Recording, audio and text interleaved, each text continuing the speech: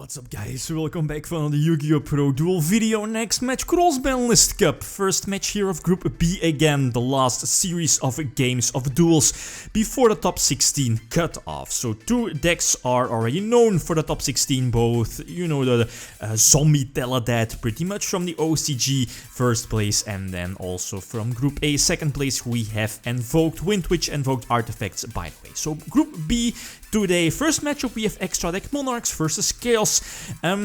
Well, the Monarch deck list pretty straightforward, right? The extra deck variant with Brilliant Fusion here in the main deck, the one of Instant Fusion as well. Only one target, the Lazuli, for the Brilliant Fusion, but again running more than one copy of, you know, like an Instant Fusion, a Brilliant Fusion target wasn't that common, right? Only double Erebus, and again pretty straightforward list, right? Only two Maxi. Depends on which list that's used, right? Beatrice here in the extra deck as well. So the second deck list we have Chaos, OCG Chaos from back in 2003, if I'm not mistaken, pretty much at full force, you know, with Time Seal, unbanned, right? Sixth Sense as well, Crush Card pre-errata, multiple BLS, I believe also access to, no, only Emperor, right? But Thunder Dragon here in the main deck to boost up the light attribute here in this particular deck. So which deck has the advantage again? Thanks for all the comments in the previous video asking, you know, about the predictions.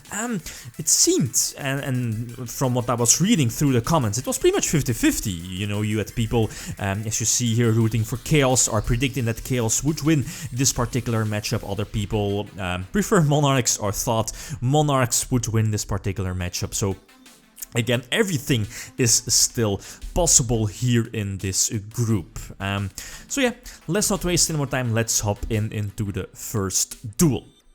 Okay, duel number one, game number one, the opponent gets to start. That's okay, I guess. Then again, you know, Chaos does have the opportunity or does have the advantage of playing those hand destruction cards like Forceful Sentry, I believe Confiscation as well, the Liquid Duel also, but the Crush card, pre-errata Crush card just dumps on Monarchs, you know, being like a super high level deck, right? So again, pre-errata Crush card completely annihilates my entire hand, and again also gives free information about my hand. And the Time Seal prevents me from drawing during my next draw phase, pretty much like a Yatagarasu. And yep, he knows that my next draw, at least the only one card in my hand left, is the Storm Fort, which is again not useful. So setting the Tsukuyomi earlier definitely was a good play. So game number two, I get to start, and again having the 6th card definitely helps out, being the Erebus here, since otherwise it would have been, at least I would have been forced to tribute summon for,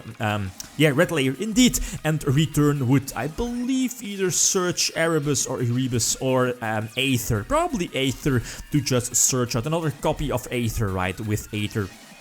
And then, yeah, already used up return indeed, but still, I think I just have to use Stormfort here, you know, get rid of my opponent's monster, and at the same time let at least keep my first Aether on my side of the field and, you know, gain some more advantage. Just fill the grave with those Pantheism, at least with those, the Monarchs, the true Monarchs, the trap card Father, so to eventually pretty much again go for game next turn. At least that's what I thought. I thought I had the third Erebus here still in my deck, and that's, you know, when it's took me by surprise that here in this particular deck list Erebus was at 2. Again, not too big of a deal as you're seeing here, but well, in case, and as that I think I mentioned before, in Brilliant Fusion variants Erebus was quite popular at 2, so not staple at 3, but in other variants it was of course staple, and that's something I personally prefer,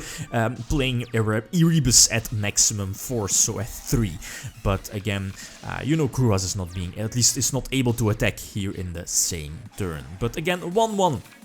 So game number 3, the opponent gets to start. He does have 6th Sense, and as you're seeing here, lot is going to depend on 6 cents. And there it is, he calls 5 and 6, but luckily the dice rolls, I believe, like a 2, so only 2 cards are milled. And as you're seeing, I believe he also has a Call of the Haunted set, and his hand isn't that great. Harpy's Feather Duster isn't that fantastic, and Forceful Sentry eventually does force out eventually the Aether Summon again, setting up those Prime Monarch Father, potentially giving me the multiple rank 5 Exceed summons. And I think I just have to go for it this time, not like last time to go for a Pleiades, but just go for the Shark Fortress, use Erebus to either force out the back row right or just bounce it back, and thanks to Shark Fortress, Erebus or Rebus can attack twice during the same battle phase, so now I can just attack for a game. So Monarchs do take the 2 points here, and yeah, now, so which deck is eventually going to advance? Well, it depends on the next matchup, right? So everything is still possible,